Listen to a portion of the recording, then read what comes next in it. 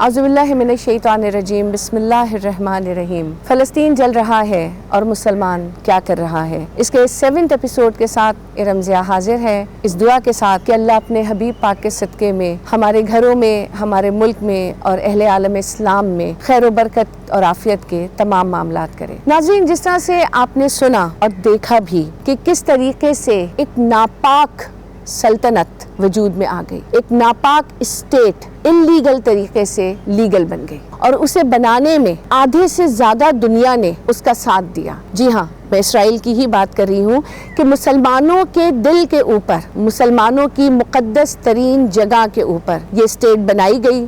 اور بڑے pre plan بنائی گئی، اور اس کا جیسے کہ میں نے بتایا تھا کہ بڑے عرصے سے یہ تمام پلاننگز چل رہی تھیں اور دنیا کو جیسے یہی دکھایا گیا کہ چند سالوں میں یہ سب کچھ ہو گیا، لیکن در حقیقت ایسا نہیں تھا۔ اسرائیل کا وجود میں آنا عرب ممالک کے لیے خنجر کی حیثیت رکھتا تھا۔ یہ بات میں اس لیے کہہ رہی ہوں کہ جب اسرائیل وجود میں آیا تو یقیناً اس کی انٹینشنز جو تھیں وہ کوئی پیسفل نہیں تھی۔ فلسطین میں اس کا آنا، وہاں پہ اپنی مملکت کو بنانا اور وہاں کے لوگوں کو وہاں سے نکالنا، یہ تمام چیزیں پیشن گوئیاں تھیں کہ اسرائیل آگے چل کے کیا کرے گا، اور وہ سب کچھ اب ہمیں نظر آ رہا ہے کہ اسرائیل کیا کر رہا ہے۔ تو اسرائیل کے بننے کے بعد ظاہر ہے اگر کوئی میرے گھر میں گھسے گا یا کوئی آپ کے گھر میں گھسے گا تو آپ کیا کریں گے؟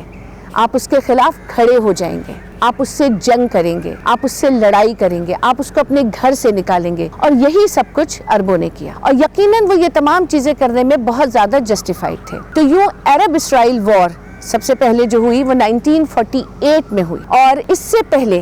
اس وار سے پہلے خانہ جنگی ہو رہی تھی جو تقریباً آپ سمجھے کہ 1945 سے یہ خانہ جنگی ہو رہی تھی، کیونکہ یہودیوں کو تو سلولی اور گریجولی یہاں پہ بسایا جا رہا تھا۔ جب یہ انگلینڈ کے انڈر بھی فلسطین تھا تو جوز کو یہاں پہ بسایا جا رہا تھا، اور سلولی اور گریجولی وہ خانہ جنگی شروع ہو چکی تھی، اور برٹشرز اور جوز مل کر جو لوکل وہاں کے عربس تھے ان کے اوپر اتنا ظلم کر رہے تھے کہ وہ مجبور ہو گئے تھے کہ وہ وہاں سے ہجرت کریں۔ اور یقین مانیں کہ 1948 میں اس جنگ کے زمانے میں تقریباً 10 لاکھ مسلمانوں نے فلسطین سے، ان علاقوں سے جہاں پہ آ کے اہل یہود آباد ہوئے اور اسرائیل بنا، یہاں سے ہجرت کر لی۔ ایک خانہ جنگی کا عالم تھا، سکون نہیں تھا۔ اور میں یہ بھی آپ کو یہاں پہ بات بتاؤں کہ اہل کفار نے جب بھی وعدے کیے کبھی پورے نہیں کیے۔ 1916 میں انہوں نے عربوں سے یہ وعدہ کیا تھا، برٹشرز اور فرانس دونوں نے، کیونکہ یہ خطہ پہلی جنگ عظیم کے بعد حصے بقیے کیے گئے اور ظاہر ہے ان کو یہ خطہ ملا، تو انہوں نے یہ وعدہ کیا تھا کہ جو بھی عرب ممالک آٹومن امپائر کے اندر آتے ہیں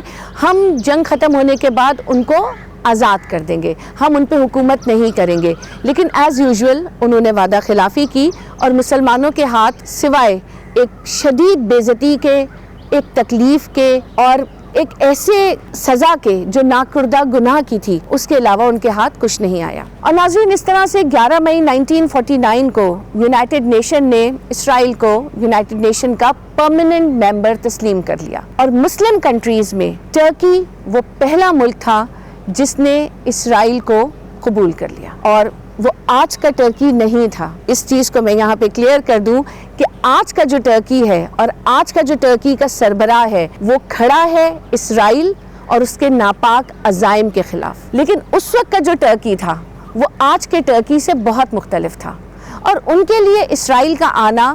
شاید اچھا تھا کیونکہ ان کی سوچ اور یہ ویسٹرن پاورز کی سوچ بہت زیادہ ایک جیسی تھی۔ 30 نومبر 1947 کو اس جنگ کا آغاز ہوا تھا، جو پہلی جنگ عرب اسرائیل وار تھی، اور اس میں یہاں پہ یہ بات بھی میں آپ کو بتاؤں کہ اس جنگ کو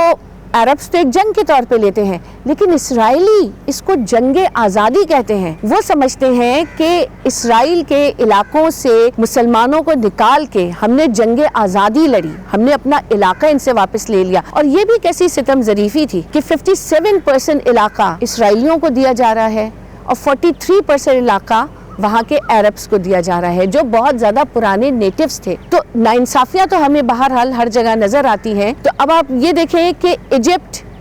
سیریا،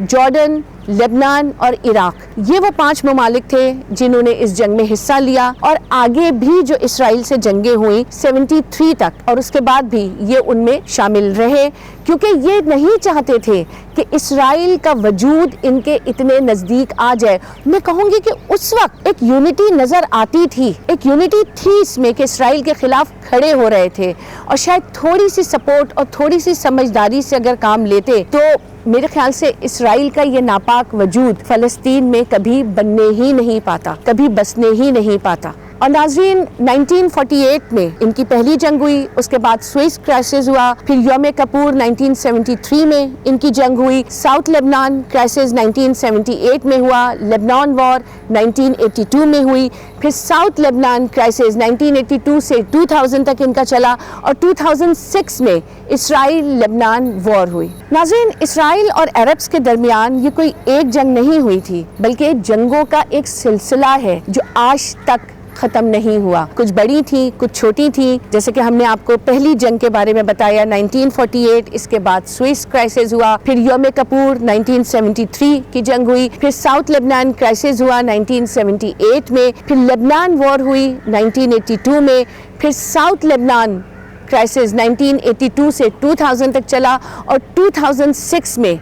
इसराइल लेबनान वॉर हुई, जो आपको याद होगा बहुत बुरी थी, जिसमें बहुत फ़लस्तीनी और लेबनानी बच्चे मारे गए थे और मुसलमानों के ऊपर जुल्म की इंतहा हो गई थी। लेकिन एक बहुत